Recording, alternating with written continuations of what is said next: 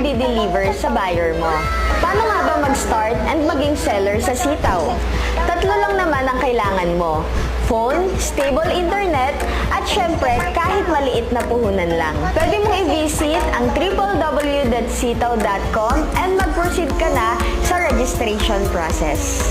Ilalagay nyo lang naman dito guys yung personal information nyo, katulad ng pangalan nyo, tapos yung email address nyo, yung active email address nyo, kasi magsisend sila doon ng verification code na kailangan nyo ring ilagay dito.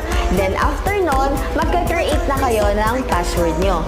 Then, sa baba naman, basic information lang din ang ilalagay nyo, katulad ng shop name nyo, tapos yung referral code ko guys, ayan, don't forget po my referral code. Next naman guys, yung ID requirements nyo, katulad ng passport, UMID, SSS, GSIS, national ID, driver's license, postal ID,